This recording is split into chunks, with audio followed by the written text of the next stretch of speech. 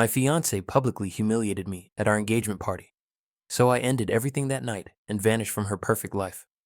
Silently. I'm a 28-year-old guy, and I thought I had finally found my person. Vanessa was different. She had this effortless charm, the kind that made people lean in when she spoke, and she seemed genuinely interested in me, my work, my dreams, even my terrible attempts at cooking. Every message she sent felt like a warm thread, weaving me closer into her life. I'd spent years being cautious, guarding myself, but with her, it felt natural to open up. I thought I'd finally met someone who could match my ambition and understand my heart. The engagement period was a whirlwind of excitement. We met with both our families for dinners, laughed over small mishaps while planning the party, and talked late into the night about what our future would look like. I remember sketching floor plans for the apartment we'd move into, talking about trips we'd take, and imagining quiet Sundays together. Each time she smiled and leaned in, it felt like confirmation. This was the person I wanted to build my life around. But looking back, there were subtle red flags I ignored. She'd make offhand comments about my parents' modest lifestyle, or the way I saved for things instead of splurging. "You don't need to worry about pennies when you could be enjoying life," she'd say, her tone almost teasing. But there was an edge that made my chest tighten. I laughed it off, convincing myself she was joking, that I was just being overly sensitive. I didn't want to see anything that could threaten the picture-perfect future I was imagining. I'd invested everything, emotionally, mentally, financially, into this relationship.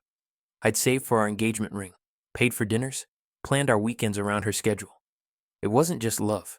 It felt like a partnership, a promise that we were stepping into life together, hand in hand. And now, standing on the cusp of our engagement party, I felt a bubbling excitement. Friends and family were about to witness our love, to celebrate what I believed was the start of forever. I smiled at the thought, not knowing that tonight, everything I'd built in trust and hope was about to unravel. Vanessa's family was intimidating. Wealthy, meticulously polished, and hyper-aware of social status, they carried themselves with a sort of quiet judgment that made you constantly second-guess your words and actions. Every glance, every half-smile felt like a silent test, like they were measuring whether I truly belonged in their world. Her parents were particularly sharp. Her father, with his icy, calculating gaze. Her mother with her polite, almost rehearsed laughter that never quite reached her eyes. Even her younger brother had this smug sense of superiority, like he already knew I wasn't good enough. At first, I tried to shrug it off. During our first family dinner together, someone joked about my modest apartment and the cozy little car I drove. Vanessa chuckled lightly, and I forced a laugh, brushing off the comment. But then, more subtle digs began to creep in. Comments about my career, my upbringing, the way my parents handled money. "It's cute that he saves so much," Vanessa's aunt said one evening, with a smile that barely hid the condescension. Vanessa laughed along. Not nervously, not in embarrassment for me, but genuinely entertained. I felt a tight knot in my stomach, wondering why she didn't say anything. It wasn't just her family noticing these things. Some of our friends exchanged awkward glances, half smiles that said, "Did you hear that?" I tried to remind myself that people tease each other at gatherings, that I was overthinking it. But the pattern was undeniable. The whispers, the sideways glances, the thinly veiled mockery, it was all happening in front of her, and she wasn't defending me. In fact, sometimes it seemed like she was encouraging it. By the end of the evening, I felt small, exposed, like I was somehow failing some invisible standard I didn't even know existed. My pride ached, but I told myself it was just nerves before the engagement party. Maybe everyone was just stressed. Maybe I was imagining things. Yet, deep down, there was a flicker of doubt I couldn't shake. A quiet, unsettling feeling that Vanessa's loyalty might not be where I thought it was. And as I drove home that night, replaying every comment, every laugh, that flicker of doubt refused to die. The engagement party was held at this beautiful, sunlit hall downtown. High ceilings, crystal chandeliers catching the light like tiny stars, and tables draped in cream linens dotted with elegant floral arrangements. The scent of fresh roses mixed with faint hints of vanilla from the candle centerpieces, and soft instrumental music floated through the air, giving everything a warm, almost magical glow. Friends and family milled about, glasses in hand, laughter echoing across the room. It should have felt perfect, and for a few moments, it almost did. I walked in with Vanessa on my arm, chest puffed with pride, trying to hold on to that excitement I'd felt planning this day. I smiled at guests, shaking hands, giving hugs, trying to look like the happy, confident partner I was supposed to be. Vanessa whispered in my ear, "You look amazing tonight." And for a second, I let myself believe that everything was truly right in the world. Then the first little jabs started. Not overt insults, nothing that would ruin the party outright, but the way Vanessa tilted her head when she spoke to certain friends. The subtle smirk when she commented on my tie being cute, but a bit old-fashioned. She laughed at jokes I didn't understand, her laughter carrying in a way that made me feel out of place. I noticed her leaning closer to certain people, brushing her hand against a friend's arm, whispering in that conspiratorial way that made me step back a little, heart tightening. A friend joked about my modest apartment again, and Vanessa chuckled, lightly rolling her eyes at me. I felt my stomach knot, a sinking sensation creeping in that maybe I wasn't seeing things clearly, but the feeling lingered. By the time the appetizers were served, the unease had settled like a weight on my chest. I tried to focus on the smiles of friends, on the celebratory toasts, but there was a prickling tension I couldn't ignore. Was I imagining the way she was acting, or was something really off? That night, as I held her hand across the crowded room, a tiny nagging voice whispered, "Maybe this wasn't going to be the perfect night I had hoped for. It happened right after the first toast." Vanessa raised her glass, smiling at everyone, and then, in that perfectly casual, dripping with charm way, she said, "I just love how my fiancé thinks he's saving for our dream life in that little studio apartment of his. It's adorable, really." The room froze for a split second. Then some guests chuckled awkwardly. Others glanced at each other, unsure whether to laugh or look uncomfortable. My stomach dropped so fast, it felt like it left a hole behind. I wanted to disappear, to crawl under a table and hide from the eyes of everyone I loved, everyone I trusted. My face burned, my hands tingled, and my heart was pounding like a drum I couldn't stop. I tried to force a laugh, to brush it off. "Ha, yeah, cozy, right?" I muttered, my voice tighter than I realized. Vanessa smiled, perfectly composed, leaning on her charm like a shield. She wasn't embarrassed, not even a little. She was enjoying it, watching everyone's reactions, gauging how much attention she could draw to herself at my expense. I felt my chest tighten, a mix of shock and betrayal colliding all at once. I had always trusted her to have my back in front of people, to defend me if needed. But she didn't even flinch. Instead, she made eye contact with a few guests, giggling lightly, as if sharing a secret joke that I wasn't allowed to be part of. I stood there, frozen, as the laughter, or the awkward silence, continued around me. Each second felt like a lifetime, my vision narrowing on her perfectly polished smile. My world, the one I had painstakingly built in hope and love, started crumbling around me. The humiliation wasn't just embarrassing, it was strategic, intentional, and that thought hit harder than anything I'd felt before. In that moment, I realized, this wasn't a one-off slip, this was a pattern, and for the first time, a chilling certainty settled in my chest. I had no idea just how far she was willing to take it, but I was about to find out. As the night went on, I started noticing more patterns, small, almost imperceptible at first, but impossible to ignore. Vanessa would slip away from me, leaning in close to her cousins or aunts, whispering and laughing, softly. I couldn't hear their words, but the way they all exchanged glances, smirks, and those subtle nods at me made my stomach knot tighter each time. It wasn't just casual conversation. It was orchestrated, a performance I was somehow excluded from. Then the guests started. Innocent enough questions at first. "So, how's the apartment coming along?" "Oh, you still driving that little car?" But each one felt like a spotlight under which I was being measured, judged, made smaller. I forced smiles, deflected with vague answers, but my mind kept replaying Vanessa's whispers and those secretive glances. The realization gnawed at me. Maybe her charm, her attention, her warmth, it was all for show. A persona carefully crafted for her social circle, not for me.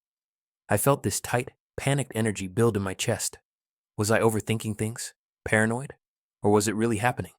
And then, out of nowhere, a friend, someone I trusted, pulled me aside, leaning close to my ear. "You know, Vanessa, she has a reputation," they murmured. "Not all good. She's been known to humiliate guys in front of people before, publicly. Just be careful tonight." The words hit me like a punch. My heart sank, a cold knot forming in my stomach. Suddenly, all the subtle comments, the whispers, the smirks, they clicked together in a horrifying pattern. I felt small, trapped, cornered by the very person I thought I could trust the most. I took a slow breath, trying to steady myself, to push back the panic and embarrassment, but it wasn't working. The unease had rooted itself deep inside, making my chest feel heavy, my hands clammy. I had a choice: confront her in front of everyone, risking disaster, or endure silently, pretending everything was normal while my world quietly disintegrated. And standing there, surrounded by the laughter and chatter of friends, I realized I didn't know which was worse. Then it happened, the moment that shattered the thin layer of security I'd been clinging to. Daniel, Vanessa's cousin, sauntered up with that infuriatingly confident grin, his hand brushing hers, in a way that made my stomach twist. At first, I tried to tell myself I was imagining it, that he was just being friendly. But the way Vanessa leaned in, laughed at his jokes, her fingers lingering just a moment too long on his arm, it was deliberate. I felt my chest tighten, my pulse quicken, as the air around me seemed to thicken with every subtle advance. A whispered comment from the edge of the room hit me like an ice bath. "You know, they've always been close, more than people realize," a guest muttered, glancing nervously at Vanessa and Daniel. My mind went blank for a second, then spun wildly. Close? More than close? My heart sank as pieces I had ignored suddenly clicked together. The secret smiles, the inside jokes I didn't understand, the way she seemed to light up in his presence. It wasn't harmless. Betrayal, heartbreak, anger, they collided in my chest like a freight train. Every ounce of trust I had invested, every hope, every plan for a future with her, felt like it was crumbling in real time. I wanted to scream, to storm across the room and demand the truth, but my hands were frozen, my voice trapped behind a wall of shock. Around me, the party continued. Guests laughed, clinked glasses, and celebrated what they thought was love. I was there too, smiling when needed, nodding politely, keeping up the facade. But inside, the world I thought I knew had vanished. Every gesture, every laugh, every word she'd spoken to me seemed tainted now, a part of some carefully curated illusion. And in that moment, standing in the middle of the celebration, it hit me. I had been living in a bubble of lies. The engagement, the smiles, the planning. It wasn't real. It was a performance, and I had been nothing more than a supporting character in her carefully staged life. By the middle of the evening, Vanessa had shifted from subtle digs to outright attacks. A toast she made, which was supposed to be playful, quickly turned sharp. "I always admire how my fiancé thinks a thrifted suit and a tiny apartment make him sophisticated," she said, her voice sweet, but her words cut like knives. "It's charming, in a very quaint, oh, look at him trying kind of way." The room erupted in laughter, some polite, some amused, some too loud. I froze, feeling my face flush, my heart thumping in panic. She didn't stop there. Later, while chatting with her cousins, she leaned toward me, loud enough for everyone to hear. "And honestly, I've always thought it's cute how his parents can't even manage their finances without him stepping in. It's amazing he puts up with all of that chaos." I wanted to disappear. I felt like I had shrunk into myself, like every ounce of pride I had carried into this room had been stripped away. Guests began taking sides. Some averted their eyes, clearly uncomfortable. Others laughed, unsure whether to join in or remain neutral. I tried to smile, to nod politely, but every joke, every sly comment, every laugh felt like a spotlight, highlighting my failures, my supposed inadequacies. It wasn't just humiliation. It was a public stripping away of my dignity in front of the people I cared about most. I sank into a chair, hands gripping the edge, chest tight. I questioned everything. My judgment, my taste in people. How had I been so blind? I kept replaying every moment leading up to this. The warnings I'd ignored, the subtle red flags I had brushed aside. The weight of betrayal and shame pressed down on me like a physical force. And yet, as much as I felt trapped, powerless, and humiliated, a spark ignited inside. I realized I couldn't allow this to continue. Not tonight. Not ever. My mind raced, calculating, trying to find a way to reclaim even a shred of control. Even if silently. Even if it meant shocking everyone in a way they'd never forget. After another round of pointed remarks, I retreated mentally. I let my body smile and nod, raise my glass when required. But inside, I was running through every detail of the evening, like a replaying film I couldn't pause. Vanessa's laughter, her whispered comments with Daniel, the way she toyed with her family and guests. It wasn't random. It was deliberate. Every subtle jab, every sarcastic quip, every teasing smile. It all had a purpose, and I was finally seeing it. I considered confronting her right there. The thought of standing up, raising my voice, letting the embarrassment out, it was tempting. But as much as my pride screamed, my logic warned me. If I lost control in front of everyone, it would only give her more power. I would look weak, unhinged, a fool in her carefully staged performance. And I couldn't let that happen. Not tonight, not ever. So I did the only thing I could. I retreated inward and started planning. Quietly, deliberately, methodically. I would reclaim control, but on my terms. No outbursts, no dramatic arguments, no public tantrums that would feed her ego. I would leave her world, strip her of her power over me, and do it silently. The thought warmed me, a slow burning ember in the pit of humiliation I'd been drowning in. I imagined myself walking out, calm, collected, leaving everyone in that room stunned. Vanessa's smirk fading as she realized she no longer had me in her grip, her perfectly polished image cracking, not through confrontation, but through absence. It wasn't just revenge, it was restoration, reclaiming my dignity in a way that couldn't be undermined by her theatrics. By the time dessert arrived, I had formed a mental blueprint of my plan, each step carefully timed, each action measured. I didn't need anyone else to see my strength, just me, silently taking back my life from someone who had used it as a stage. And as I glanced around the crowded room, Vanessa chatting with her friends, oblivious to the storm gathering behind my calm facade, I felt a strange mix of anticipation and power. This was my moment, and when I moved, no one would see it coming. I took a deep breath, feeling the weight of every insult, every whispered comment, every subtle betrayal settle into steel resolve. The room was buzzing with laughter and chatter, glasses clinking, conversations overlapping. Vanessa leaned against the table, smiling at friends, completely unaware of what was about to unfold.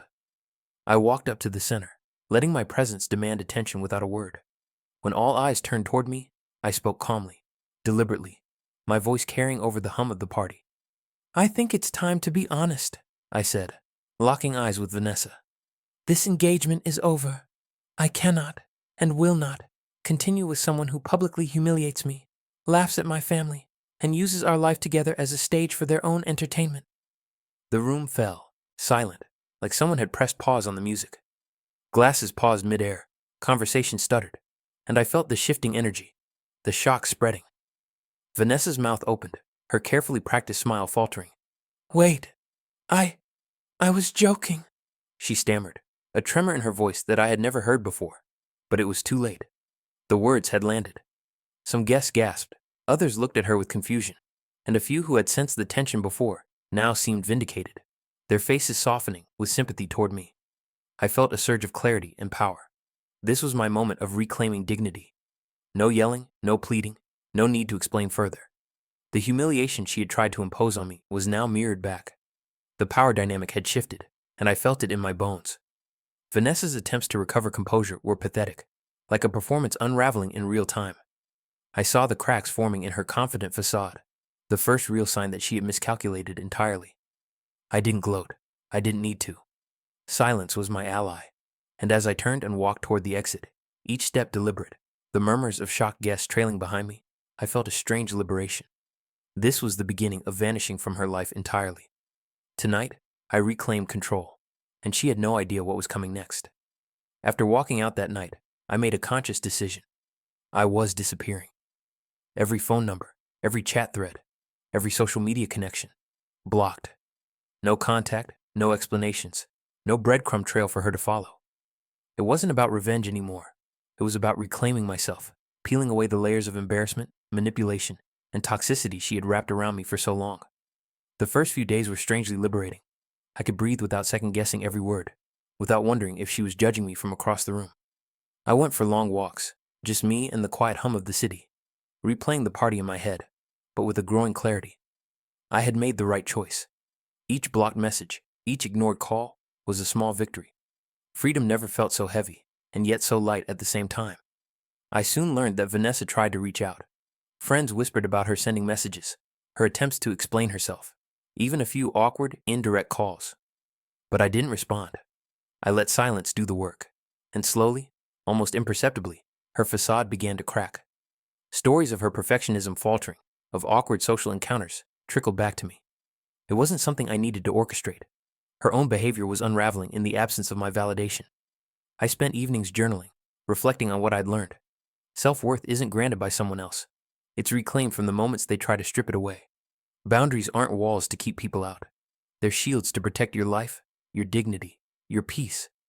And as I sat there, feeling the tension in my chest finally ease, I realized this was only the beginning. Quiet victories were building behind the scenes, ones that Vanessa couldn't see, but I could feel. A sense of calm, measured power settled over me. A promise that the final chapters of this story hadn't been written yet. Months passed, and I was thriving in ways I hadn't imagined possible. Work was rewarding, friends were genuine, and for the first time in years, my weekends weren't dictated by someone else's moods or expectations. I wasn't just surviving anymore. I was building, growing, becoming a version of myself that didn't need approval from Vanessa or anyone like her. Meanwhile, cracks began to show in her carefully constructed world. Friends started noticing her anxious demeanor, the subtle desperation in her attempts to maintain control over social situations, her inability to orchestrate the perfection she had relied on. It was small, almost imperceptible at first, but those closest to her were beginning to see what I had known all along. I never interfered. I didn't need to. I watched quietly, savoring the irony without gloating. The public humiliation I had endured had given way to something far more potent, silence that spoke louder than any confrontation. Every misstep she made, every awkward glance or failed attempt at social dominance, reinforced my decision. In private, I reflected on my growth. I realized the power wasn't in dramatic revenge. It was in choosing myself, walking away, and letting reality do the rest. I was no longer reacting to her, no longer defined by her actions. I had mastered my own life, and it was thriving because of the choices I made. One evening, a friend casually mentioned Vanessa's surprise at how much distance I had created between us. How unexpected it was that she couldn't manipulate me anymore. A small smile tugged at my lips. She had underestimated me, and it was the last time she would have any control over my narrative. I leaned back, watching the city lights flicker outside my window, and knew the final act was coming. Quietly, steadily, power had shifted. The rules of the game had changed, and she was only now realizing it. Eventually, it all settled into a rhythm that I hadn't known I could have. Life without her was not just free, it was full. I moved into a new apartment, found hobbies I loved, invested in friendships and projects without the constant undercurrent of tension or expectation. The embarrassment, the humiliation, the manipulation, they were behind me, replaced by clarity and control. Vanessa continued her life too, but cracks in her social armor were no longer secret. Friends whispered about her awkward interactions, her faltering social dominance, the subtle ways she struggled to maintain her image without me present. I never gossiped, never broadcast her failures. I didn't need to. Silence had done what confrontation never could. Her own actions were delivering the consequences of her behavior, quietly, unmistakably. I reflected often, thinking about how walking away was the ultimate act of power. There was no public drama, no spectacle, no vindictive posts. Victory didn't need noise. It simply required me to reclaim my life and refuse to participate in hers. I had dignity. I had peace. I had boundaries that were respected, if only by myself. Looking back, I realized how much I had grown.